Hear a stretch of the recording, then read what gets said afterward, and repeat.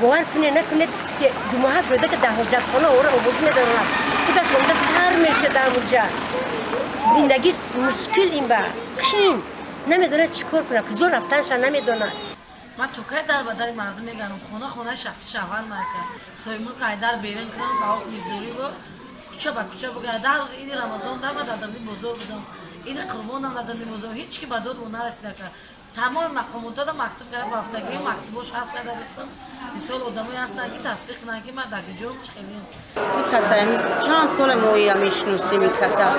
هم گلا پوش در کالیسکا در خالی کوچه بزرگ خانم کدای اون دستگیر می گلا پوش میگیم بچورا نون دا میرن نون بویو هم خیلی هر روزش روزی زیاده وزین ترینه ما مادریم دیل مو با یک کس میسوزم نه خونه و در دورا بشکرم شبیشه مو خونه میرم این قدی گلا خود در کالیسکا در اینا مو خونه که ای پیش ای اومده است ای بچورا خیابون چه دستگیری کنی اول چورا تبینی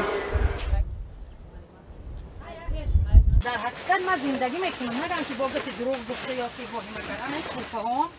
این جامعه برادری خوردیم این دفترهایی که من جمعه دفتر سیفی که من در اینجا زندگی میکنم دفترم این اینجا پاپشیام اینجا باش دسترخوان نانو یعنی همش من نمی شاهدی آن زندگی که شما شاهدی میتونید این نان در سرخوان نانو همینجا شما چند کس زندگی ما اینجا 9 نفر بودیم در اویلا کودکی نو کردگی را خانه مادرش بردم سهم دیگه بشدگی ای روزای سردی شما همینجا ما همینجا دو ما انا نمی قجا میمونه خوش ما در انا قجا میستم راست پیش انا پچکا گفتم که نمیپرسن که شما در کدام حالتی و می خیمه آب میگذرونه نمیگذرونه من دیگه گویم سخن بعدی گفتن نمیتونم اینجا ما پراکنده شدیم یا ولی پر همه پراکنده شد تنها ما اینجا زندگی میکنم تمام برادری خوردی یعنی همون ترس حالم در حالم در دل نشسته ولی البته سلامتیتون چه خلاص سلامتی میچه گردام کد فقط در میکنه در این خونه که اگه سلامتی ما یافته میتونم من یک کس مون دیگه من یک کس کار میکنم 8 نفر میخورونم معلمای ابتدایی بله سینتی درس میتونم آخه چی پنسکم شرایط قین خیلی کدام مسئله نیست همین زندگی خلقین شده گری شرایط این نرخ نورا بید اما وزین شده گری خاک همون قوی برق ما استفاده نبریم 5-6 گس کرده و برای کی کردگی ای این راغون در تیفوک مون گس اینولک در تیفوک مون نداریم برق چی کار کنیم کجا کی در عرض داد کنیم مثال گپ ما را کی گوش بگیرم جای خواهی مرا بید این از قطعی هم سر می نمیجا خواهی ما این از زندگی حالی برا بیده آواز فکر تکره هر روز من 600 سم اشتراف میکنم میروم آخه با جان زدم منی آخه من صاحب 11 فرزندم این دو تشکتی من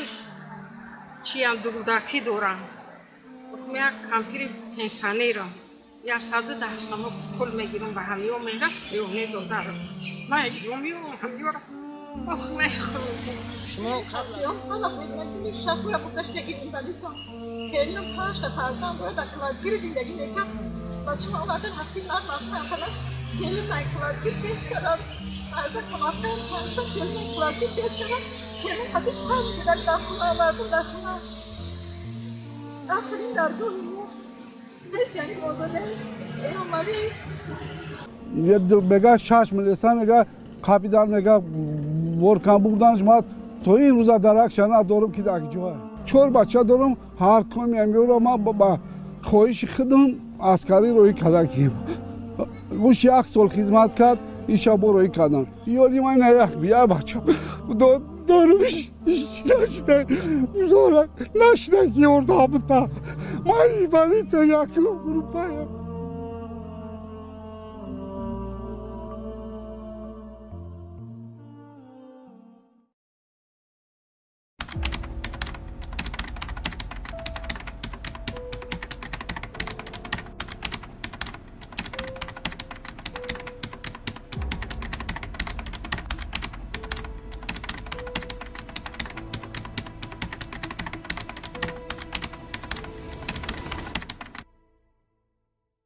تمام دیگر من پر شدم دیگر طاقت زجر و ظلم و شکنجه و زندانی و بدبخت شدن این ملت من ندارم دیگر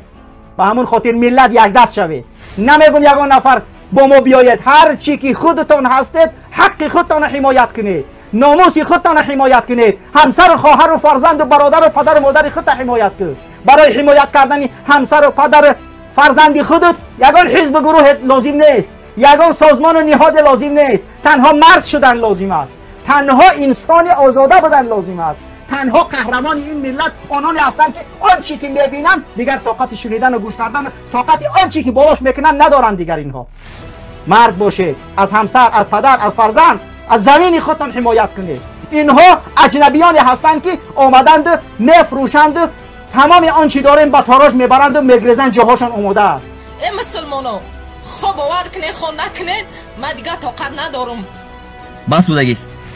بس بودگیست ترسویی درویگی ما برای چی طاقت کنیم این همه جبر را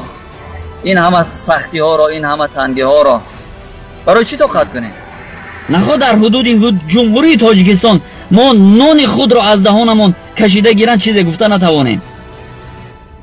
چیکار کنیم شرط از مردم به کوچه ها براین شرط از مردم به جنگ جدال پردازن چیکار کنیم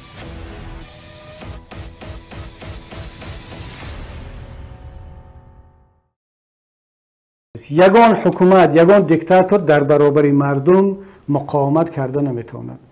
در صورت مردم را فشار میارد که مردم خاموش باشد یگان طلبات غیر قانونی نکرده ایستادیم این حق ما هست حق ما برای آزادی سخن حق ما برای اینترنت حق ما برای برق حق ما برای کار در کشورمان جای کار معاش خوب پنسیه خوب اینا هم حق مردم هستند وظیفه حکومت است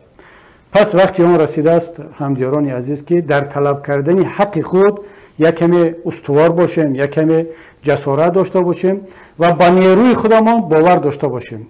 نیروی مردم نیروی ملت بزرگترین نیرو هست از تمام مشکلی ها گفتن برق ندارد اون را نوار بگیرید به بیرون به شبکه هایی که در این باره صحبت میکنند بفرستید پلیس از حد خود بیرون رفت قانون شکنی کرد به خانه مردم زده در آمد این را ثبت کنید بفرستید یگان حکومتدار از شما پاره گرفت از شما رشوه گرفت از رئیس جماعت رئیس محله میلیسیونر گایشنیک وزیر معلم دکتر فرق ندارد هر کسی از شما بیرون از قانون پول میگیرد این را نوار بگیرید ثبت کنید دعوا کنید به ما بفرستید